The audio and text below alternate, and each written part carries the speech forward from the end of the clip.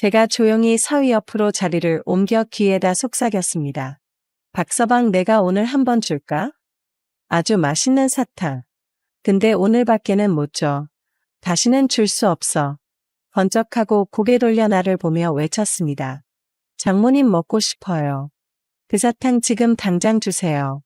터질 것만 같아요. 인간의 본능을 은밀히 조금씩 터치하는 혼자 보는 소설. 지금 불금 8시 바로 시작합니다. 나는 60이 다 돼가는 혼자 사는 여자입니다. 남편하고 20년 전 이혼하고 혼자서 딸을 키웠습니다. 직업이 그 당시로선 좀 드문 방송댄서였습니다. 30 초반에 잘나가는 사업가와 결혼했는데 알고 보니 사기꾼이었습니다. 결혼은 1년 만에 파국이 나고 그 인간은 감옥으로 갔습니다. 나는 어린 딸을 떠안고 싱글맘이 되었습니다. 그래도 직업에 대한 열정은 대단해서 댄스를 꾸준히 했습니다. 어린 딸은 늙은 엄마가 거의 키우다시피 했습니다. 물론 나도 딸을 키우기 위해 최선을 다했습니다. 애가 초등학교 다닐 때에 댄스 교실을 열고 꾸준히 일을 했습니다. 댄스 교실이 안정적으로 돌아가면서 두모녀 생활이 됐습니다. 남자한테 질려서 그런지 재혼은 하고 싶지 않았습니다. 그냥 남자친구 사귀면서 세월을 보냈습니다. 50 넘어서는 주로 연하의 남자친구를 사귀었습니다. 엄마하고 나하고 딸하고 3대 모녀가 신도시에서 쾌적하게 살았습니다. 직업이 방송댄서라서 몸매와 피부는 철저하게 관리했습니다. 오랜 시간에 걸쳐 돈 들이고 시간 들인 효과가 얼굴에 나타납니다. 50대 후반 이 나이에도 40대 중반으로 보입니다. 20대 후반인 딸하고 자매 정도로밖에 안 보입니다.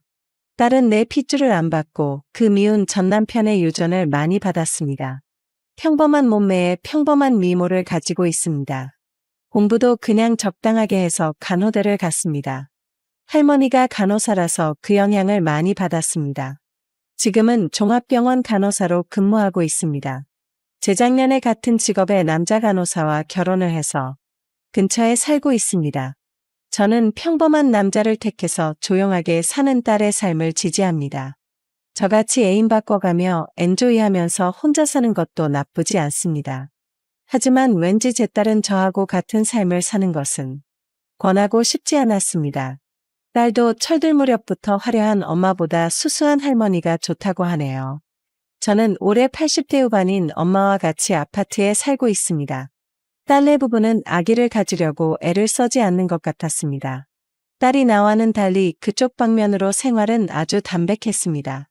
그리고 가만히 보면 둘의 부부관계가 어딘가 부자연스러워 보였습니다. 딸도 사위도 간호사로 일하고 있기 때문에 근무 시간이 불규칙했다. 서로 야근이 많기 때문에 두 사람의 엇갈림이 많습니다. 옆에서 보고 있으니 사이가 냉랭해지지 않을까 걱정됩니다.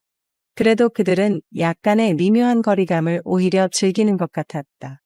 애정이 꽉 찬 부부라기보다 서로의 취미나 시간을 소중히 여기는 타입이라고 할까. 이 거리감이 그들에게 가장 기분 좋은 것인지 모르겠습니다. 그래도 사위는 항상 불만을 가지고 사는 것 같았습니다. 같이 있을 시간이 적어서 그런지 사위 눈에는 고독이 배어 있었습니다. 사위는 좀 더 둘이 있는 시간을 많이 가지고 싶어 했습니다. 딸은 담백한 성격이라 사위의 바램은 이루어지기 어려웠습니다. 하루는 내가 언제나 같이 딸 부부의 집으로 갔습니다. 딸이 야근이라 사위가 혼자 있어서 밑반찬 주려고 들렀습니다. 걸어가고 있는데 퇴근하던 사위가 차를 세우고 인사를 했습니다. 어쩐 일이세요, 장모님? 하고 묻는 사위 얼굴에 반가움이 철철 넘치고 있었습니다. 밑반찬 가지고 왔어 하니 사위 얼굴에 감사의 표정이 흘렀다. 정말 고마워요, 최고예요. 근데 장모님 이 거리를 걸어오셨어요? 요새 운동 부족이라 왕복 3km 정도라 딱 맞다 싶어서 했는데 그래도 좀 힘드네 하면서 미소를 지었습니다. 그리고 저녁 해달라고 응석을 부려 저녁 준비해서 같이 앉았습니다. 그전부터 느꼈는데 사위는 딸이 만든 요리보다 내 요리를 더 좋아했습니다. 평생 캐리어우먼으로 살아서 요리 실력이 없는데도 맛있어 했습니다. 연신 맛있다 맛있다 하면서 먹어주니 만드는 나도 신이 났습니다. 오늘은 왠지 다른 시선으로 내 몸을 쳐다보는 사위의 눈길을 느꼈습니다. 슬쩍 보니 시선이 내 가슴 쪽으로 유난히 쏠리는 것 같았습니다. 밥 안 먹고 어디를 자꾸 보고 있는 거야? 하고 톡 쏘았더니 갑자기 당황해서 머뭇거리면서 죄송해요를 남발했습니다. 그 모습이 귀여워서 속으로 킬킬거렸습니다. 빨리 손주 만들어서 줄 생각은 안 하고 약간 톤을 높였습니다. 그게 저도 정말 빨리 만들고 싶어요. 근데 그 사람이 별로 좋아하지 않는 것 같아요. 마음은 있어도 잘 되지 않네요. 사위는 불안감과 초조가 섞인 목소리로 말했습니다. 뭐가 잘 되지 않는데 하면서 제가 약간 다그쳤습니다. 저도 노력해요. 근데 그 사람이 장모님 저 사실 힘들어요. 사위가 밥 먹을 생각도 않고 숟가락을 놓으면서 말했습니다. 힘들어요라는 사위의 말에 뭔가 불안감이 밀려왔다. 이 이상 다그치면 안 되겠다는 느낌이 들었습니다. 사위가 터지기 일보 직전인 것 같은 느낌이었습니다. 분위기를 바꿔야겠다는 생각이 들었습니다. 알았네 자네가 마음고생이 심한 것 같네. 어서 밥 먹게 시장할 텐데. 내가 따로 시간을 내서 민경이한테 조용히 이야기해보겠네. 하고 그 이야기는 마무리를 지었습니다. 그리고 며칠이 지나서 집으로 반찬을 가지러 딸이 들렀습니다. 제가 차 한잔 하면서 그 이야기를 꺼냈습니다. 민경아, 이제 애를 좀 가져라. 박서방도 그걸 이야기하더라. 엄마가 그걸 어떻게 아는데?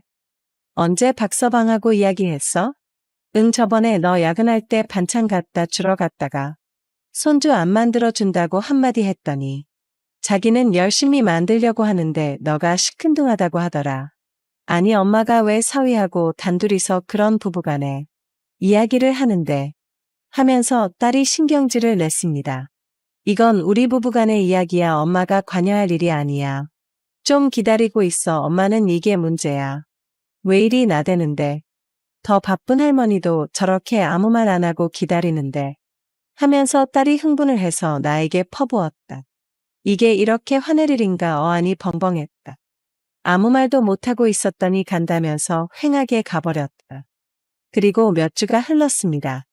단단히 삐졌는지 지 할머니하고는 연락해도 나한테는 안 했습니다. 둘이 어째 지내는가 궁금했지만 무서워서 물어볼 수가 없었습니다. 하루는 사위한테서 문자가 왔습니다. 자기가 아이돌을 좋아하는데 그전부터 댄스를 배우고 싶었대요. 그래서 학원에 한번 오라고 했더니 그날 저녁에 득달같이 달려왔습니다. 상담을 해봤더니 그전부터 아이돌 댄스에 관심이 많았다고 합니다. 부부간에 약간 문제가 있으니까 스트레스 해소 좀 되겠다 싶었습니다. 일주일에 2번 하는 성인 방송 댄스 초보반에 한 달 끌었습니다. 그리고 나가서 둘이 저녁을 하자고 했더니 그냥 맥주 한잔 하자네요. 둘이서 호프집에 가서 맥주를 하면서 그 이야기를 물어봤습니다. 저번에 그러고 갔는데 집에 가서 무슨 이야기 안 하더냐고 하더라고요. 그날 집에서 좀 싸웠습니다. 자기는 지금 이 조용한 생활이 좋다고. 애 생기면 이것저것 일이 많아서 벌써 무섭다고. 한 1년만 아기를 가지자고 하더라고요. 그래서 마음에 내키지는 않았지만 할 수 없이 좋다고 했습니다. 그래서 자기도 뭔가 취미 생활을 해야겠다고 생각했대요. 갑자기 오늘 장모님 생각이 났습니다. 몸치이지만 원래 저 아이돌 좋아했어요. 댄스 챌린지를 잘 추고 싶었어요. 장모님께 와서 방송 댄스를 배워야겠다 생각했어요. 나는 속으로 잘 됐다 싶었습니다. 딴 데는 돌릴까 너무 걱정이 됐는데 내 눈앞에 있으니까 훨씬 안심이 되었습니다. 그렇게 사위는 일주일에 2번 퇴근 후 밤에 왔습니다. 딸한테도 잘 이야기를 했는지 딸이 전화가 왔습니다. 엄마 저번에 미안해. 박서방 신이 나서 그러니 잘 좀 가르쳐줘. 내가 특별히 신경 쓸 테니까 마음 푹 놓아. 그리고 몇 주가 흘렀습니다. 사위는 별로 열정적으로 열심히 하지는 않았습니다. 어느 날 그날은 딸이 야근이라고 레슨 끝나고 맥주 한잔 하재요. 그래서 좋다고 하고 특별히 제가 개인 레슨을 했습니다. 개인 레슨을 하는데 자꾸 내 몸만 쳐다보고 레슨을 열심히 안 했습니다. 학원에서 혼내지도 못하고 그냥 대충 끝냈습니다. 그리고 맥주집에 가서 혼을 냈습니다. 도대체 어디를 보는 거야? 레슨하러 왔어. 내 몸 보러 왔어. 그럴 거면 이제부터 나오지 마. 말없이 사위는 술만 마셨습니다. 안달이 난 제가 더욱 다그쳤습니다. 박서방 자네 이럴 거야? 왜 그러는데? 이윽고 사위가 입을 열었습니다. 장모님 죄송해요. 저도 안 그러려고 하는데. 자꾸 눈이 가요. 저도 어쩔 수가 없네요. 제가 왜 이러는지. 그냥 장모님이 좋아요. 왜 이렇게 장모님한테 마음이 가는지 모르겠어요. 좋아서 죽겠어요. 사실 댄스 배우려고 온 게 아니에요. 그냥 장모님 보고 싶어서 왔어요. 헉, 그 말을 듣자 머릿속에 빨간불이 켜졌습니다. 이거 위험신호다. 이 친구 지금 와이프한테 풀 길이 없어서 완전 쌓였는데. 외부에서 풀려고 했는데 마침 내한테 필이 꼽혀서 저렇게 징징대는구나. 오랜 세월 살아온 경험에서 우러나온 느낌이었습니다. 내가 좋은 말로 달랬습니다. 그래서 힘들었겠네 우리 박서방. 한 잔 쭉 마시고 기분 풀어. 사위가 장모 보러 오겠다는데 장모가 말릴 수 없지. 그래도 장모를 여자로 봐서는 절대 안 되네. 하고 일단 딱 냉정하게 선을 그었습니다. 죄송해요 장모님. 앞으로 그러지 않을게요. 그러니까 오지 말라는 소리는 제발 하지 마세요. 금방 수그러들기에 그날은 잘 달래서 보냈습니다. 다행이다 하고 생각이 들었습니다. 막 생떼를 쓰고 달려들면 제가 난감할 뻔했는데. 그리고 또 한 주가 흘렀습니다. 그날도 딸이 야근한다고 댄스를 배우러 왔습니다. 여전히 하는 꼬리 댄스는 관심이 없고 제 몸에 관심이 있었습니다. 그래도 딴 데 눈 돌리지 않는 것이 귀여웠습니다. 포기하지 않고 달려드는 꼴이 밉지는 않았습니다. 그날은 소주집에 가서 한잔 했습니다. 말없이 둘이서 두 병을 비우고 제가 시작했습니다. 박서방 자네 아직 마음 정리 안 했나? 자네 왜 이러나 저번에 마음 정리한다 했잖아. 내가 좀 세게 몰아붙였습니다. 장모님 그게 너무 힘들어요. 포기하려니까 이제 꿈에도 나타나요. 막 몽정을 해요. 저보고 어떡하란 말이에요. 와이프는 1년 뒤에 애기 갖자고 저러고 있고. 저 정말 힘들어요. 왜 이 집에 장가 왔는지 모르겠어요. 그 말을 들으니 정말 레드신호가 번쩍번쩍 그렸습니다. 제가 조용히 사위 옆으로 자리를 옮겨 귀에다 속삭였습니다. 박서방 내가 오늘 한번 줄까? 아주 맛있는 사탕. 근데 오늘밖에는 못 줘. 다시는 줄 수 없어. 번쩍하고 고개 돌려 나를 보며 외쳤습니다. 장모님 먹고 싶어요. 그 사탕 지금 당장 주세요. 터질 것만 같아요. 우리는 재빨리 계산을 마치고 어른들 쉼터로 달렸습니다. 그리고 1초가 아깝다는 듯이 성격을 맞추어 보았습니다. 오랜 연륜이 가지는 성숙함으로 부드럽게 이끌었습니다. 박서방에게 몇 번이나 해븐을 구경시켰습니다. 물론 나도 덩달아 몇 번 같이 갔습니다. 그날 이후로 박서방은 나에게 지극정성을 다했습니다. 자기는 어머님 때문에 평생에 맛보기 힘든 신세계를 맛보았대요. 평생 가도 경험해보지 못할 각종 스타일로 센스를 경험했대요. 장모님 저는 절대 바라만 피워요. 그 사람만 사랑하며 열심히 살 거예요. 제가 하도 기가 막혀 말했습니다. 딱 1년만이야 그 이상은 안 돼. 1년 뒤에는 나 꼭 손주 보게 해야 돼. 냅하고 기운차게 사위가 답했습니다. 그 약속대로 딸 부부는 1년 뒤에 임신을 했습니다. 그리고 1년 뒤 나는 꿈에 그리던 손자를 품에 안았습니다. 손자를 보니 살아온 세월이 보상되는 것 같았습니다. 그해 엄마는 89세를 일기로 내 곁을 떠났습니다. 나는 할머니가 되어 엄마가 했던 역할을 손자에게 하려고 합니다. 나는 손자가 태어나면서 자연스럽게 사위에게 마음 정리를 시켰습니다. 그래도 우리 사위는 내 말이라면 뭐든지 잘 들으니 다행입니다. 지금은 부부간의 성격이 잘 맞아서 알쿵달쿵 잘 삽니다. 후년에는 내게 손녀를 안겨줄 계획이랍니다. 이제 박서방은 파트너가 아니라 아주 친한 친구가 되었습니다. 살면서 본능으로 인해 생기는 그 위험한 순간을 잘 처리한 것 같습니다. 내가 한방식이 잘했다고는 생각하지 않습니다. 하지만 결과는 내가 원하는 대로 되어서 다행이라 생각합니다. 오늘의 이야기는 여기까지입니다. 구독자 여러분 편안한 주말 보내십시오. 항상 힘내시고 건강하세요. 구독, 좋아요 꼭 좀 부탁드립니다. 다음 주 불금 8시에는 더 은밀하고 짜릿한 혼자 보는 소설로 찾아뵙겠습니다. 저는 40대 여자입니다. 결혼만 했고 자식은 없어요. 아니, 결혼을 했던 거라고 해야 맞겠네요. 이제 이혼했으니까요. 네, 저는 이혼녀로 살고 있어요. 저도 제가 이혼녀로 살 줄은 상상도 못했네요. 저는 30대 중반까지 싱글이었어요. 명절에 집에 식구들이 모이면 어른들이 결혼 언제 하냐? 생각이 있기는 하냐? 눈치 주시는 것도 요령껏 잘 빠져나올 정도로 접어들 무렵 남편을 만났어요. 저랑 동갑이었고 택배 일을 하고 있었어요. 택배 일이라고 한착해 볼 일이 아니라 경력도 길고 오랫동안 일을 해서 그쪽 업계에서는 베테랑이라 웬만한 직장인 월급의 2배 정도의 돈을 벌고 있었죠. 남편은 저보다 2살 연상이었어요. 제가 지금껏 알아온 남자들과는 다르게 어른스러웠고 사람을 가볍게 대하지 않는 것 같아 교제를 시작했네요. 연애할 때 정말 저에게 잘해줬고 아껴줬어요. 둘 다 나이가 있다 보니 부모님께 교제 사실을 알리자마자 반강제로 결혼 얘기가 나오고 일사천리로 결혼이 진행되었고 남편은 남편이 대학생 때 교통사고가 크게 나서 부모님께서 모두 돌아가셨기 때문에 시부모님과의 갈등은 생길 일도 없었죠. 물론 남편 입장에서 슬픈 일이지만 먼저 결혼한 제 친구들은 시댁 없는 저를 부러워하더라고요. 사람이 마음 편하게 살 수 있어야지 최고의 신랑감이네. 시댁 잔소리 걱정은 안 해도 되겠어.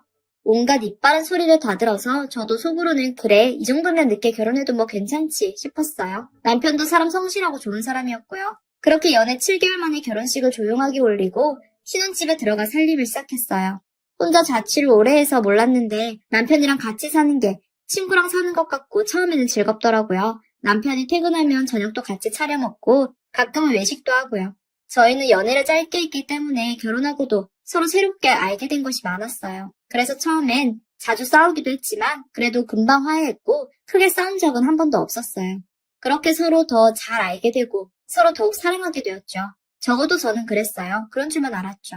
남편과 아이는 천천히 계획하기로 말해둔 상태였어요. 사실 저는 아이를 키우는 것보다 제 일을 하며 제 스스로 경제력을 갖추고 사는 게 좋았어요. 그런데 아이가 생기면 아무래도 경력에 타격이 갈 테니까 아이를 아예 안 가지는 방향도 고려 중이었어요. 물론 친정 부모님은 손주 보고 싶어 안달이셨고 언제 손주 가지냐, 계획은 있냐, 수도 없이 물으셨어요. 그래도 제가 단호하게 아직 계획이 없다고 말씀드렸고 잔소리하실 시부모님은 계시지도 않아서 저는 아이 스트레스도 없었죠. 그렇게 결혼하고 1년 후 첫 번째 결혼 기념일이라고 남편 휴가를 길게 받아서 함께 여행을 가자고 했어요. 넉넉한 형편은 아니었지만 그래도 저도 모아온 돈을 보태서 남편과 단둘이 일본으로 둘이 첫 해외여행을 떠났어요. 처음으로 비행기 타고 떠난 여행이라 둘 다 들떴고 서툰 여행 계획이었지만 나름대로 인터넷 뒤져가며 열심히 스케줄 짜서 알차게 놀았네요. 그러다가 일본을 떠나기 전날 호텔에서 남편이 갑자기 어깨가 아프다면서 좀 주물러 달라고 했어요.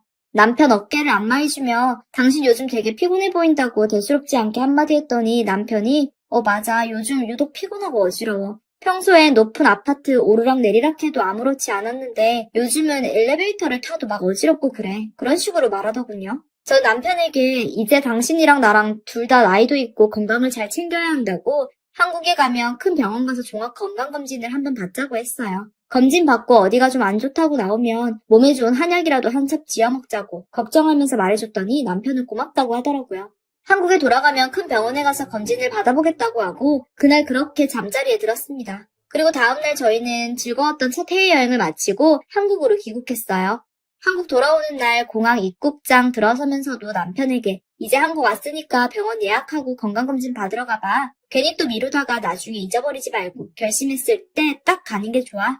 하고 한 번 더 신신당부했어요. 남편은 응 그래 알겠어. 한마디 하고 걱정해줘서 고마워하더라고요. 그런데 여행이 끝나고 또 쓴 만큼 벌어야 한다는 생각에 남편은 휴가 때 못한 일을 다 몰아하듯이 평소보다 더 바쁘게 일했고 저도 다니는 회사에서 새 프로젝트를 시작하게 되어 둘 다 다른 생각할 여유도 없이 바빴어요. 일주일에 2번은 야근을 해야 했던 터라 집에 들어가면 먼저 퇴근해 잠든 남편을 볼 때가 잦아졌어요. 그래도 남편도 열심히 일하고 들어갔을 테니까 피곤하겠지 생각하면서 힘든 몸 이끌고 다음날 아침밥을 차려주고 잠들었었죠. 남편도 아침 먹고 출근하면 당신 피곤할 텐데 아침 식사 차려줘서 고마워 하고 문자를 보내요. 그럼 저는 아니야 내가 늦게 들어와서 얼굴도 못 보내 미안해 프로젝트 끝나면 우리 외식도 좀 하자 하고요. 그렇게 서로서로 위로해가며 응원하면서 각자 바쁘게 일하며 열심히 살고 있었어요. 여행 다녀오고 바쁘게 일한 지 3주 정도 지났을 때 회사 구내 식당에서 점심 식사를 하고 사무실로 올라와 잠시 의자에 앉아 쉬고 있었는데 갑자기 핸드폰이 울리더라고요. 받아보니 거리가 있는 곳에 위치한 대학병원이라고 했어요. 저희 남편 이름을 말하며 보호자분 되시냐고 묻길래 와이프라고 대답했어요. 그러더니 저희 남편이 지금 정신을 잃고 쓰러져서 그 병원 응급실에 실려갔다네요. 전 너무 놀라 당장 회사 상사에게 사정을 설명하고 바쁜 일 제쳐두고 병원으로 가서 남편의 상태를 확인할 수 있었죠. 가는 내내 정신이 하나도 없고 머릿속이 기엉킨 기분이었어요. 그제서야 한동안 잊고 지냈던 건강검진 얘기도 생각났죠. 까먹기 전에 받아보라고 했는데 바쁘다는 이유로 저도 잊어버리고 남편에게 언지를 다시 안 해준 게 결국 남편 몸을 혹사하는 줄을 모르고 내버려둔 것 같아서 스스로 굉장히 자책했어요. 병원에 도착하니 간호사가 남편에게 안내해 주었고 남편을 링거를 꼽은 채 침대 위에 눈 감고 누워 있었어요. 얼굴빛이 하얗고 볼도 홀쭉하게 들어간 게 그동안 바빠서 제대로 돌보지 못했던 얼굴이 보이더라고요. 이렇게 된 게 전부 제 잘못인 것만 같아서 남편 보고 눈물이 났어요. 의사는 과로로 쓰러지신 것 같은데 얼굴이 많이 안 좋으셔서 아무래도 정밀검사를 해보시는 게 좋겠다고 검사를 권유했어요. 저는 당연히 승낙했고 남편은 그날 하루 입원해서 각종 검사를 다 받았어요. 저도 남편 곁 내내 지켰고요. 하루 입원하고 퇴원해서 남편에게 택배 일을 당분간 쉬라고 했어요. 남편은 돈 버는 걸 잠깐이라도 쉬면 경제적으로 좀 힘들 거라면서 이제 약도 먹고 하니까 괜찮을 거야 하면서 출근하려고 했지만 제가 직접 남편 일터에 전화를 해서 사정을 설명하고 남편을 쉬게 했습니다. 저는 다음날 출근을 해야 할게 아침 일찍 일어나 그날 남편 식사할 것들을 다 준비해두고 집안 온도도 체크하고 남편 건강에 해가 갈 것들은 다 신경 쓴 후에야 회사에 출근했어요. 바쁜 와중이었지만 남편 건강 나빠질까봐 온갖 신경을 다 곤두세웠었죠. 좀 있다가 남편 검사 결과가 나왔다고 병원에서 남편을 오라고 했어요. 저 남편과 함께 병원으로 향했고 병원에 도착하니 간호사가 안내해주는데 저희 부부를 암센터로 안내하더군요. 남편은 저에게 별일 아닐 거라고 괜찮을 거라고 그랬지만 암센터라는 단어를 보자마자 불안감은 현실이 되었어요. 남편은 위암 2기 진단을 받았죠. 심각한 단계까지는 아니지만 당장 수술이 필요했어요. 항암 치료나 방사선 치료 등 드라마에서나 들어본 치료들도 받아야 했고요. 암 진단받고 수술 일정을 잡고 남편의 치료 과정을 하나하나 알아보고 정리하며 참 많이도 울었네요. 남편은 직장에 전화를 해서 상황을 설명했고 장기 휴직계를 냈고 저는 당장 일을 그만두는 것은 불가능했지만 윗분들이 사정을 봐주셔서 큰 프로젝트에서는 물러나 남편 간호에 시간을 낼 수 있었어요. 최대한 빨리 암 수술 날짜 잡고 수술했고 그 후로는 항암 치료와 방사선 치료를 시작했어요. 다행히 심각한 상황에서 발견되지 않아 치료는 순조롭게 진행되었어요. 입원했을 때 간이 침대에서 자고 남편이 항암 치료로 힘들어하는 걸 보면 제 마음이 다 아팠지만 그래도 빨리 치료받아 완치돼서 다시 행복하게 살 수 있길 바라며 열심히 남편을 간호하고 응원했어요. 그렇게 7개월가량 지났을까? 남편이 어느 날 제게 친정에 한번 다녀오라는 말을 꺼냈어요. 갑자기 무슨 친정이야? 내가 당신 곁에 있어야지 했더니 저더러 당신 지금까지 쉬지도 못하고 내 간호하랴 직장 다니랴 고생했잖아. 이번 주말에 장모님 댁 푹 쉬고 와 하면서 그동안 고생 많이 시켜서 미안하다고 자기가 치료 더 열심히 받아서 얼른 낫겠다고 그러더군요. 저 남편에게 너무 고맙기도 하고 감동도 받았어요. 그래서 그날 회사 퇴근하고 집에 들려서 짐을 챙겨 친정으로 향했죠. 부모님은 제 얼굴을 보시고 남편 병간호하고 일하고 얼마나 피곤하니 우리 딸내미 얼굴 반쪽 됐네 라며 온갖 걱정과 위로를 해주셨어요. 저는 그런 부모님께 일도 간호도 다 내가 하고 싶어서 하는 거라고 아직 버틸만 하다고 최대한 씩씩하게 말했어요. 늦게 본 사위가 암 걸렸다는 소식을 들었을 때 부모님은 충격을 많이 받으셨지만 엄마는 치료 초기에 병문안 오셔서 젊은 사람이 벌써 암에 걸려서 어째 하시면서 남편을 보고 울기만 하다 가셨고요. 아빠는 제 걱정을 많이 하셨어요. 그렇게 손주보기를 원하시던 두 분이 차라리 아이가 없어서 다행이라고 아이까지 있어봐라 너도 암 걸리고 말지 라고 하시면서 제 걱정을 해주셨어요. 오랜만에 집에 간 그날은 금요일이라 금토일을 친정에 있다가 일요일 저녁에 병원으로 갈 예정이었죠. 그런데 금요일 저녁 식사 후에 자려고 휴대폰을 충전하려는데 핸드폰 충전기가 없더라고요. 병원에 두고 온 거였어요. 부모님 핸드폰이 옛날 폰이라 제거가는 맞지 않았고 업무상이라도 핸드폰이 필요했기에 병원에 두고 온 제 물건도 챙길 겸 어쩔 수 없이 밤에 차를 끌고 남편이 있는 병원으로 향했어요. 병실에 있는 복도로 들어서니 이미 늦은 시간이라 복도는 데스크에 업무 보는 간호사 선생님 두 분 제외하고는 텅 비어서 고요했어요. 저도 덩달아 발걸음을 소리 죽이게 되더라고요. 혹시나 남편이 잠들었을까봐 조심스럽게 살금살금 남편 병실 문 앞으로 다가서서 보니 저는 거기서 못 볼 거를 본 거예요. 남편이 제가 아닌 다른 여자와 침대에 나란히 어깨 붙이고 앉아서 핸드폰으로 드라마를 보며 깔깔대고 웃는 모습을요. 둘은 이어폰을 끼고 있어서 제가 들어온 것을 눈치도 못 채고 둘이 신나게 웃더라고요. 눈앞에 벌어지는 상황에 전 어이가 없고 황당하고 믿기 싫어서 한동안 멍하게 두 사람을 바라보기만 했어요. 그러다가 어떻게 그랬는지는 모르겠지만 정신이 들어서 쿵쾅대는 마음을 붙잡고 두 사람에게 다가갔어요. 1인실이라 병실 불은 꺼져 있었고 갑자기 다가온 제 모습에 놀랐던지 제가 다가가자마자 여자는 소리를 지르면서 남편에게서 떨어지더라고요. 남편은 몹시 당황해서 핸드폰 바닥에 떨어뜨리고 정말 과간이었어요.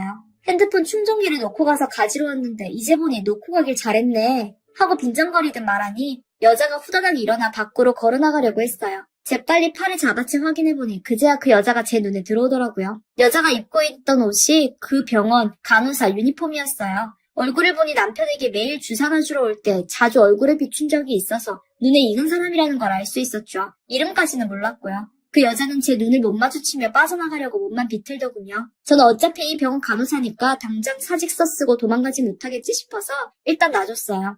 정말 꼬리 불 붙는 듯이 빠르게 병실 밖으로 나가버리더라고요. 간호사 아니라 달리기 선수를 시켰어야 할 여자였어요. 그리고 남편을 가만히 바라보니 남편은 고개를 푹 숙이고 아래만 보더라고요. 이 상황 설명해봐. 누가 봐도 당신이 바람난 거 확실하니까. 전후 사정 확실하게 설명해 나한테. 하고 단호하게 말했어요. 최대한 침착하려고 했지만 속으로는 엄청 떨렸고 점점 차오르는 분노에 눈도 아프기 시작해서 저는 울지 않으려고 얼마나 애썼는지 몰라요. 남편은 한동안 입을 열지 못하더니 이내 저를 보고 여보 정말 미안해 라고 운을 떼더군요. 항암치료 시작하고 3개월 정도 되었을 때부터 그 여자를 만나기 시작했다네요. 제가 회사 일로 바빠서 낮에는 병원에 있지 못하니까 많이 외로웠다고요. 그런데 저 여자가 말동무도 해주고 많은 힘이 되었다네요. 어이없고 허탈해서 나는 당신 치료비 벌려고 나가서 일하고 아픈 당신을 일하게 하기 싫어서 혼자 열심히 일했는데 그게 결국엔 당신 외롭게 만들고 내가 내 손으로 내 무덤 판 거라고 말하는 거구나. 결국 나만 나쁜 사람 만드는 거네. 라고 쏘아대니 남편은 말을 더 하지도 못하더라고요. 그 말을 하고 한참을 침묵하는데 그동안의 시간들이 스치더라고요. 남편이 처음 암 진단받고 많이 무서워하고 겁도 났지만 그래도 초기니까 잘 치료받아서 건강하게 함께 오래 살 수 있을 거야. 치료하는 동안 남편한테 일 생각 안 하게 잘 위로해주고 치료에만 집중하게 해야지. 내가 좀 더 힘들어도 남편은 쉬게 해야지. 그런 생각으로 열심히 혼자 일하고 그러면서도 최선을 다해 남편을 간호했어요. 그런데 제가 어떻게든 열심히 희망 갖고 살아보겠다고 발버둥 치는 동안 남편은 외롭다는 이유로 제가 옆에 있어주는 시간이 부족했다는 이유로 한참 어린 간호사와 바람을 피우고 있었네요. 그것도 4개월이 넘는 시간 동안 저를 속이고요. 나만 결국 아등바등했구나 하는 생각에 눈물이 고이기 시작했지만 남편 앞에서 울기는 싫어 이 악물고 참았어요. 한참 기다리다 남편에게 말했어요. 우리 이혼하자고요. 남편은 그제야 고개 들더니 자기가 다 잘못했다고 당장 저 여자 정리하고 죽을 때까지 저에게 용서를 빌고 살겠다며 매달렸죠. 그런데 저는 일말의 망설임도 없었어요. 저는 지난 시간들과 제 노력이 다 헛짓이었던 제 마음 고생한 게 안타까울 뿐이었죠. 누구는 한 번인데 봐줘라. 진심으로 용서 비는 것 같으니까 쉽게 이혼 결정하지 말아라. 할지도 모르지만 저는 이미 그 장면을 보는 순간 제 마음은 굳어진 상태였어요. 어쩌면 저도 속으로 지쳐 있었던 건지 몰라요. 그래서 더욱 배신감이 들었고요. 저는 그 자리에서 병원에 놔뒀던 제 짐들 싹 빼서 나왔어요. 친정집에 돌아와서야 맘 놓고 울 수 있었죠. 부모님은 깜짝 놀라셔서 왜 그러냐고 물어보시는데 제가 불효화된 것 같아 더 서럽더라고요. 사정을 다 말씀드렸더니 아빠는 노발대발하시며 당장 이혼하라고 하셨고 엄마는 왜 우리 딸이 그 고생 다 하고 힘들어야 하냐며 우셨어요. 주말 동안 부모님 집에서 마음을 추스리고 엄마가 해준 밥을 먹고 쉬었어요. 월요일이 되자마자 이혼 전문 변호사를 찾아가서 남편에게 이혼 소장 보냈고 남편은 정말 반성하고 있다고 이혼 못하겠다고 했지만 저는 변함없이 이혼시켜달라는 입장 고수했고 결국엔 혼인 파탄의 사유가 남편에게 있었기 때문에 이혼하는 걸로 판결났어요. 그 후로 건너 남편 소식은 들었는데 남편은 암이 전이되어 이혼을 몇 달 뒤에 세상을 떠났다고 하더군요. 다행스럽게 제 마음 정리가 어느 정도 된 상태여서 별로 심리적 타격은 없었어요. 뭐 이제 타인이니까 제가 신경 쓸 필요도 없다고 생각했고요. 사랑했던 사람이 죽어서 슬프기는 하지만 죗값은 다 돌려받는 거라고 생각이 들더군요. 저는 늦게 결혼해서 결국 다시 혼자로 돌아왔지만 그래도 이번 일을 계기로 남은 제 인생 오로지 제게 집중하며 행복하게 살아보려고 합니다. 제 이야기 들어주셔서 감사합니다. 오늘도 와주셔서 감사드리며 그럼 오늘의 사연 읽어보겠습니다. 안녕하세요. 저는 올해로 39살이고 5살짜리 아이 하나 키우고 있는 돌아온 싱글맘이에요. 인물감 못했던 저의 삶이 너무 후회되고 연애를 1년 하고 결혼하여 무려 5년 만에 이혼한 저의 황당하고 기가 막힌 사연을 들려드릴게요. 저를 표현하자면 한마디로 알아주는 퀸카였어요. 중학교, 고등학교 시절에는 사실 외모에는 관심이 없어서 그런지 잘 몰랐는데 대학생 때부터 저의 미모는 빛을 발산하기 시작했어요. 아빠를 닮아서 키가 컸고 엄마의 몸매를 닮아서 부모님께 감사함에 고개가 절로 숙여질 만큼 제가 봐도 괜찮은 몸매였죠. 심지어 피부도 타고나서 엄청 좋았어요. 어디를 가나 미팅 1순위, 소개팅 1순위로 스케줄이 참 바빴어요. 미녀의 삶이란 정말 멋졌어요. 콧대가 하늘을 찔렀죠. 미모는 무기라는 말은 정답이었어요. 어디를 가나 승리했으니까요. 어떠한 말을 해도 제가 하는 말은 전부 명언이 되었고 어떠한 행동을 해도 애교로 퉁쳐버리는 그런 완벽 그 자체였어요. 대학교 때는 신입생으로 들어가자마자 학번을 대표하는 미인이었고 동기들에게나 선배들에게나 단시간에 소문이 날 만큼 외모로 유명했어요. 그리고 남자 선배들은 선배님이라고 부르지 말고 오빠라고 부르라고 하기도 했고 여자 선배들은 전부 시기와 질투에 저를 쳐다보지만 결국 어떤 자리에 가면 저와 친해지고 싶어 안달이었고요. 한마디로 남자들은 너무나 쉬운 존재였어요. 그렇게 저는 화려한 생활을 했고 저의 흑기사 노릇을 자초하는 남자들이 많았어요. 저는 그게 당연하듯 받아들였고요. 수많은 남자 중에서도 착하고 공부를 꽤 잘하는 선배가 있었는데 그 선배는 유독 수줍음을 많이 타고 저에게 고백만 할 뿐 아무것도 바라지 않았으며 묵묵히 저를 바라봐주는 사람 정도라고 해야 할까요? 물론 저는 존재감도 없는 그런 선배한테 관심은 1도 없었고요. 그렇게 그 선배는 군대를 가면서 자연스레 연락이 끊겼고 사실 언제 갔는지 기억조차 나지 않았어요. 대학교 캠퍼스 커플도 몇 번 하고 다른 학교 오빠들도 사귀면서 그렇게 시간은 흘렀고 어느새 저는 대학을 졸업하게 되었어요. 졸업을 하고 취업을 하게 되었는데 또 학생 때와는 다른 삶이 펼쳐졌어요. 하지만 미인은 알아본다고 남자들은 눈이 하트가 되어 절 바라보았고 제가 조금만 끼를 부려도 어찌나 호의를 베풀던지 인생이 이렇게 쉬운 거였냐며 하루하루가 즐겁고 편안한 나날들이었어요. 직장에서 비밀 연애도 하고 또 헤어지기도 하고 나이트 가서 술도 먹고 밤새도록 놀고 그런 젊음을 만끽하며 20대 초반을 훌쩍 보내게 되었어요. 그러던 어느 날 회사에서 옛날 학교에서 그 존재감 없는 선배를 우연하게 만나게 된 거였어요. 어머, 오빠 맞아? 존재감 제로였던 그 선배는 공부를 잘해서 그런지 저희 회사와 거래하는 규모가 좀 큰 거래처의 실세였던 거였죠. 어린 나이에 좀 높은 위치에 있었고 검은 슈트에 검은 풀테 안경까지 세련된 모습이었어요. 삐쩍 꼴았던 학생 때와는 달리 운동을 한 건지 어깨도 이렇게 넓었었나 할 만큼 눈길을 끄는 외모가 되어 있더라고요. 정말 위치가 사람을 만든다고 했던가요? 대학생 때 찌질했던 모습은 온데간데 없고 제 눈이 이상한 건지 심지어 아우라까지 보였어요. 이슬아. 안녕. 오빠 완전 성공했네. 진짜 멋있어졌다. 저는 이 남자는 제 것으로 만들어야겠다는 생각에 적극적으로 나간 것 같아요. 그래서 눈웃음과 초필살기 애교를 발사했어요. 이것에 안 넘어온다면 남자가 아니죠. 오빠, 우리 이렇게 만난 거 우연 아니고 인연인 거 아니야? 그런 의미에서 저녁에 둘이 같이 한잔 할까? 정말? 무조건 좋지. 네가 보자고 하는 건데. 일은 몇 시에 맞춰? 데리러 올게.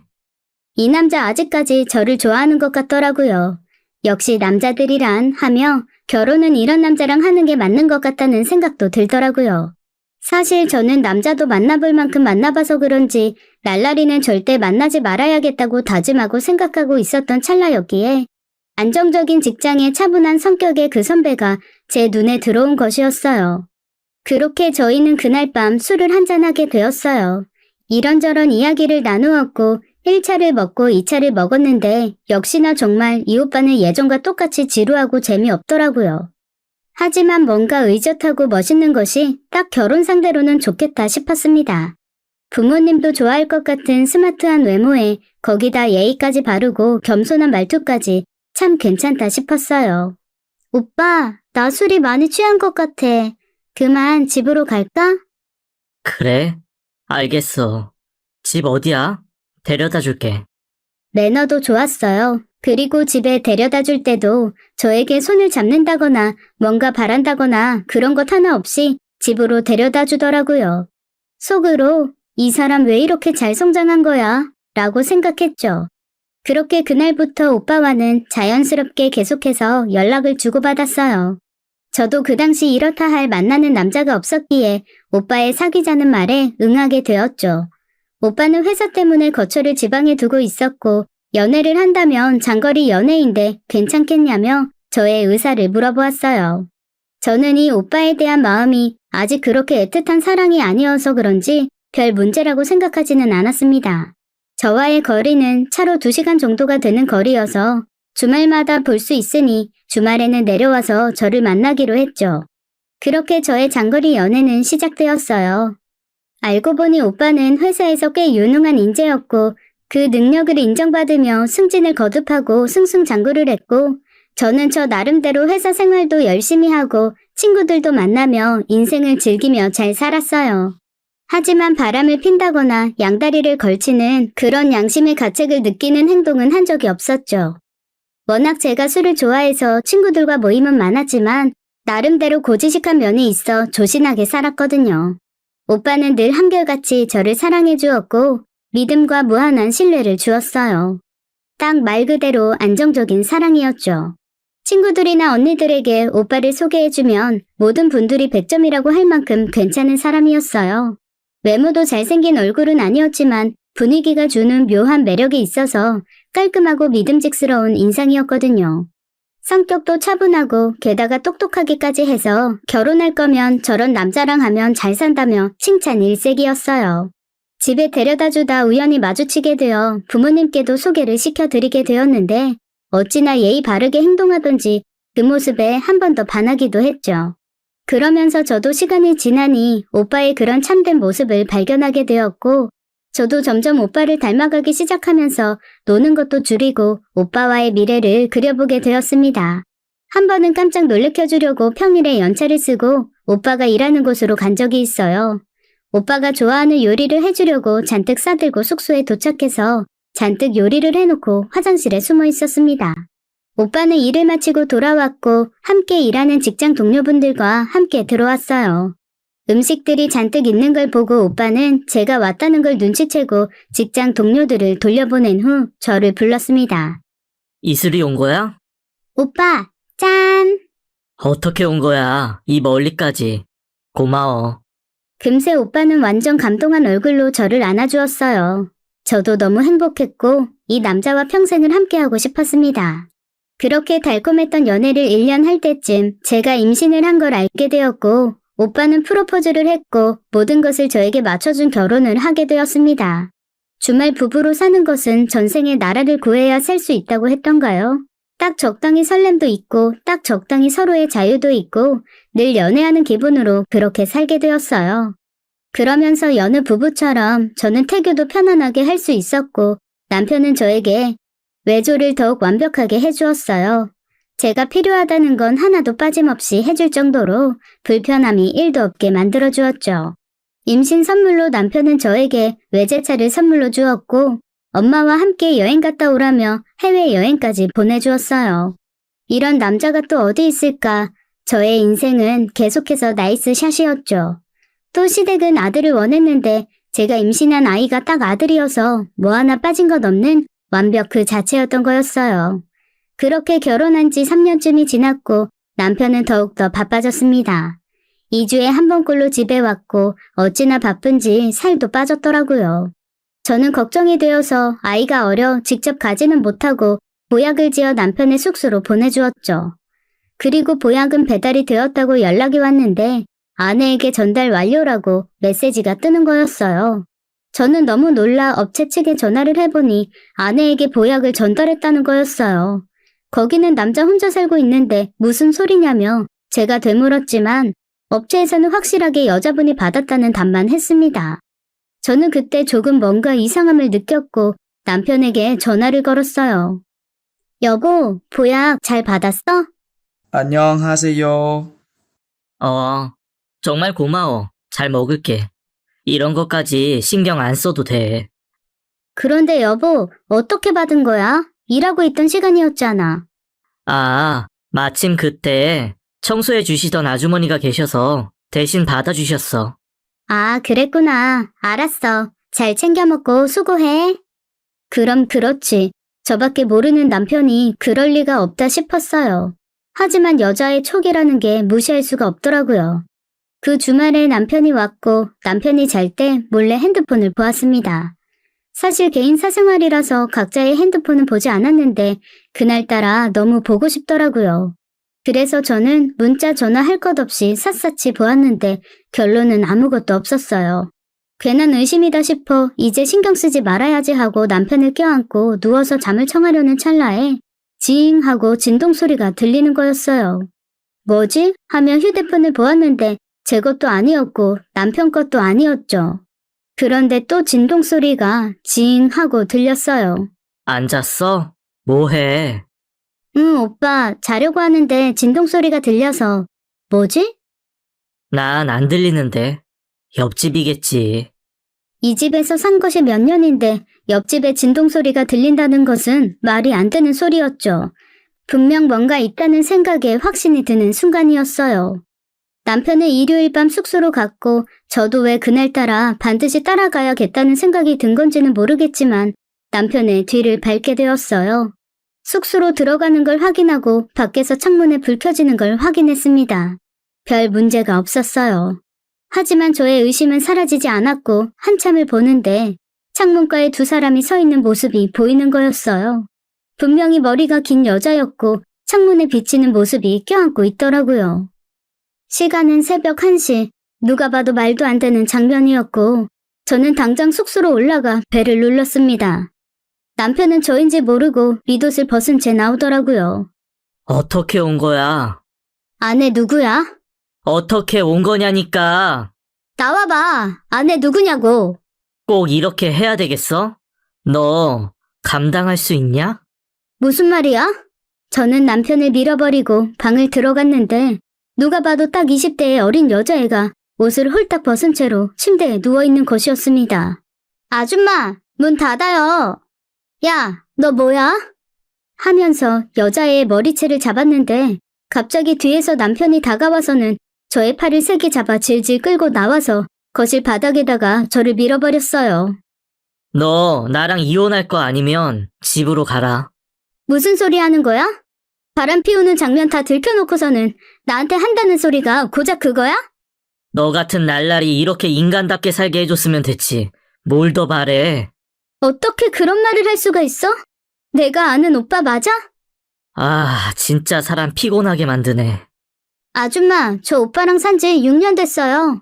아줌마 만나기 전부터 사랑했던 사이였고 아줌마가 임신해서 어쩔 수 없이 제가 그 결혼 허락한 거예요. 저는 하늘이 무너지는 것 같았어요. 나이스 샷인 줄 알았던 저의 인생이 한순간 완전 진흙탕이 돼버렸죠. 제가 예쁘다는 생각에 미쳐서 이 남자가 저에게 반한 줄로만 알았고 이 남자는 완벽하게 제 것이라 생각했어요. 제 착각이었죠. 남편은 이 20대 어린 상간녀와 저와 결혼하기 전부터 만나왔고 결혼을 허락해 주었다는 말도 황당하고 열받고 어이가 없었어요. 정말 배신감에 치를 떠는 순간이었습니다. 아줌마, 편하게 살고 싶죠? 그러니 자식 키우면서 거기서 사세요. 주말은 제가 집에 보내드릴게요. 이렇게 잘난 남자 반반 나누어 살면 되잖아요. 저는 도저히 참을 수가 없었고 손에 잡히는 모든 것을 집어던지고 소리를 지르고 난리를 쳤습니다. 그랬더니 남편은 저를 힘으로 제압했고 따귀를 때렸어요. 그러면서 평소 담배도 안 피우던 사람이 담배까지 피더라고요. 그러면서 제게 이렇게 말했습니다. 네가 바라는 게 이혼이야? 애는 어떻게 키우려고? 제발 정신 좀 차리고 현실을 봐라. 오빠 진짜 정신 나갔어? 어떻게 나한테 이럴 수가 있어? 너 잘 생각해. 나는 이혼할 생각 없고 너를 버릴 생각도 없어. 내가 두 집 살림 한다는 것뿐 달라지는 것도 없고. 제정신이야? 이게 말이나 되는 소리야? 대화가 안 되네. 혼자 여기에 있던지 알아서 해. 저는 오빠를 있는 힘껏 붙잡았고 오빠는 그런 저를 발로 차고 밀어버렸죠. 완전히 자존심은 뭉개졌고 비참하기 짝이 없었어요. 그저 제가 할 수 있는 일은 목 놓아 우는 것, 그리고 후회밖에 없었어요. 그렇게 오빠와 여자애는 떠나버렸고 저는 그 자리에서 가슴이 터져라 엉엉 울었어요. 모든 것이 사기였고 그렇게 콧대 높았던 저는 헛똑똑이가 되었어요. 그냥 살기가 싫더라고요. 오로지 끝이라고 이혼만을 생각하며 집으로 가는 길에 문득 이런 생각이 들었습니다. 남들 눈에는 내 인생은 모든 이들이 부러워하는 100점짜리의 인고 부부라는 점이 제 발목을 잡더라고요. 잘 살고만 있는 줄 아는 부모님께도 저만 눈 감으면 되는 일이었고, 그리고 이제껏 저의 삶에 들였던 제 시간과 노력들, 누리고 살았던 많은 것들을 포기할 수 없어 여러 가지 만감이 교차하였습니다. 말도 안 된다는 걸 알면서도 저는 저와 아이만을 생각하며 이를 꽉 깨물고 집으로 돌아갔어요. 그런 후 반포기 상태로 오빠에게 문자를 보냈어요. 오빠 말대로 나 오늘 못 본 걸로 할게. 그렇게 해. 잘 생각했어. 치가 떨리고 몸서리가 쳤지만 나만 눈 감으면 되지, 나만 참으면 되지 싶었어요. 오빠는 소름 끼치게도 그 일이 진짜 없어진 것처럼 똑같이 주말이면 어김없이 와서 좋은 남편, 좋은 아빠, 좋은 사위 흉내를 아무렇지 않게 했고 예전으로 완벽하게 또 돌아와 있었어요. 그리고 몇 달 후 바람피고 있던 상간녀 여자애한테 문자가 한 통 왔습니다. 언니, 저 오빠 가만두지 않을 거예요. 아이도 있고 같은 여자로서 불쌍해서 말해주는 거예요. 지금부터 전 일주일 후에 오빠를 무너뜨릴 계획이니 알아서 하세요. 이건 또 무슨 일인지 싶었습니다. 너무 황당하고 어처구니가 없어서 문자는 그냥 무시해버렸어요.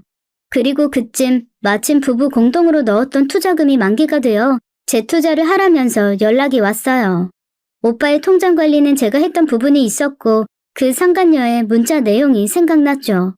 그래서 꽤 큰 돈이라 혹시나 싶어 만기가 된 투자금은 제 비자금 통장에 넣어두었습니다. 아니나 다를까 일주일 후 그 상간녀는 자신과 찍었던 동영상과 남편과 바람 피우고 있다는 증거들이 담긴 문자 내용을 회사 사내 게시판에 당당하게 올렸고 결국 모든 것이 오픈되어 쓰레기보다 더 못한 폐기물로 만들어버리는 아주 과감한 행동을 해버린 거였어요. 남편은 이 일을 계기로 회사의 징계로 휴직이나 감봉 정도로 끝난 게 아니라 회사에서는 바로 해고 처리가 되었습니다. 그리고 회사의 이미지 타격에 관한 명예훼손으로 손해배상 청구까지 당하는 등 진행했던 프로젝트의 실패, 업무 조작과 여러 가지를 책임을 물어 고소까지 당하게 되었어요. 하지만 뭔가 좀 과하다 싶었습니다. 아무리 큰 잘못을 했다고 하더라도 지난 몇 년의 세월 동안 남편은 회사의 일을 자신의 일처럼 도맡아 했고 인생을 올인했다고 해도 과언이 아닐 정도로 일적으로는 인정받아 회사의 기여도가 그 누구보다 컸어요. 그래서 젊은 나이에도 빠른 승진을 몇 번이나 했으며 고향을 떠나서 거처를 옮겨 다니며 회사의 모든 걸 바치고 희생을 했죠. 공로상도 몇 번이나 받은 그 사람이 아무리 바람을 폈다 치더라도 고소까지 당하는 것은 좀 의아하게 생각됐습니다. 심지어 다시는 그 업계에 발을 들이지 못할 정도로 몰상식의 파렴치한으로 추방까지 되어버렸더라고요. 회사에서 왜 저렇게까지 할까라는 생각을 한 것도 잠시, 저는 그 다음날 바로 왜 그런 건지 숨겨져 있던 진실을 바로 알 수가 있었습니다. 남편의 최측근인 최 비서에게 전화가 왔어요. 그리고 모든 진실을 제게 이야기해 주었죠. 글쎄 그 20대 상간녀는 바로 남편 회사의 회장 외동딸이었어요. 남편은 첫 직장에서 자신의 모든 것을 바쳤고 어느 순간부터는 더 클 수가 없었던 탓에 고민하던 찰나 빗나간 야망으로 회장의 외동딸을 꼬시려 했던 거죠. 하지만 외동딸은 당시 고등학교 3학년의 나이였고 현실적으로 불가능하단 걸 아는 순간 공부를 잘했던 남편은 머리를 굴렸고 그 고등학생이었던 상간녀를 좋은 대학에 보내준다는 핑계로 자처해서 과외를 시켜주었다고 해요. 그렇게 과외를 하며 또 이성에 대한 공부까지 시켜주었고 외동딸은 자연스럽게 남편에게 반하면서 20살이 되자마자 남편과 교제를 시작하게 된 것이라고 했어요. 안녕하세요. 그렇게 교제를 하면서 회사의 기밀은 상간녀를 통해 빼내올 수 있어서 쉽게 승진도 하고 회사에서 인정받으며 자신의 야망을 채워나가게 된 거라고 했습니다. 그런데 남편의 계획과는 달리 회장은 절대 둘 관계를 인정해주지 않았고 딸을 회사에 이득이 되는 큰손 투자자의 아들과 정략 결혼을 시켰고 둘을 혼인시켜버린 거였어요. 하지만 남편과 상간녀는 헤어질 수 없을 정도로 뜨거운 연인 관계였기에 정략 결혼 후에도 그 관계를 몰래 유지하면서 지냈지만 회장이 계속해서 의심하고 압력을 넣는 바람에 어쩔 수 없이 남편도 결혼을 해야 했던 거였어요. 그렇게 상간녀와 합의하여 명령 아닌 명령으로 저와 결혼을 하게 되었고 정상적인 부부로 비춰줘야 했기에 저와 아이까지 갖게 되었다고 했습니다. 그렇게 시간이 흘렀고 남편은 어느 정도 자신의 야망이 채워지자 또 눈을 돌리기 시작하여 2명의 여자와 사귀는 것도 모자라 자주 다니던 식당에 20대 여자 아르바이트생을 꼬셨고 그것을 그 회장의 딸인 상간녀에게 들켜서 사건이 터져버렸던 것이었죠. 상간녀는 이에 분노하여 저에게도 통보를 하고 모든 것을 물거품으로 만들어버린 거였어요. 그렇게 전부 오픈되어 버리고 회장은 바로 남편을 해고했고 회장의 딸 20대 상간녀도 이혼을 당하고 해외로 이민을 보내버렸다고 했습니다. 정말 이 이야기를 듣고는 어처구니가 없었고 황당 그 자체였어요. 그러면서 마지막으로 비서가 하는 말이 저를 더 당황케 만들었죠. 사모님도 정신 차리시고 갈 길 가시길 바라겠습니다. 최 비서님, 이야기해 주셔서 감사드려요. 아닙니다. 같은 피해자끼리 알 건 아셔야 할 것 같아서 말씀드렸습니다. 무슨 말씀이세요? 같은 피해자라니요. 사실은 식당 아르바이트생은 제 여자친구였어요. 부장님은 그걸 아시면서도 일부러 제 여자친구에게 접근해서 심심풀이로 갖고 놀았습니다. 완전 쓰레기도 이런 쓰레기가 없었어요. 저는 그 말을 듣고는 정말 너무 충격을 받았고 더 이상 말을 이을 수가 없어 그렇게 통화를 종료했습니다. 남편은 멘탈이 탈탈 털린 상태로 집으로 돌아왔어요. 자신도 꼴에 맘고생을 했는지 얼굴이 헬쓱해져서는 저를 슥 쳐다보더라고요. 역시 조강지처밖에 없네. 나 이대로 무너지지 않을 거야. 기다려줘서 고마워. 무슨 소리 하는 거야? 우리 이혼해. 야, 내가 너 받아줄 때 가만히 있어. 이게 주제도 모르고 아직도 그런 소리를 하네. 주제도 모르는 건 바로 너지. 너 같은 놈을 받아줄 여자가 이 세상에 어디 있어? 넌 혼자 쓸쓸히 늙어갈 거야. 그리고 말년에 차가운 길바닥에서 객사를 하겠지. 이슬아, 이러지 말자. 내가 잘못했어. 너까지 나한테 이러면 나 정말 힘들어. 이슬아, 나 한 번만 용서해줘. 그리고 이제 우리끼리 잘 살아보자. 제발 그만 망가져. 협의 이혼 안 할 거면 소송 걸 테니까 그렇게 알아.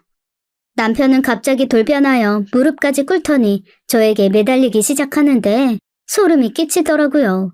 자신이 일구어 놓은 모든 것들이 무너지니 정신이 나가버린 사람처럼 저에게 매달리더라고요. 사과하는 남편을 뿌리치고 저는 그동안 모아둔 비상금과 얼마 전 투자금 회수된 걸로 아이와 함께 살 집을 구했고 저는 이 모든 사실을 시댁에 이야기를 했어요. 시부모님들도 적지 않은 충격을 받으셨고 고소까진 하지 말라고 하시며 남편을 설득해 저와 합의 이혼을 해주었습니다.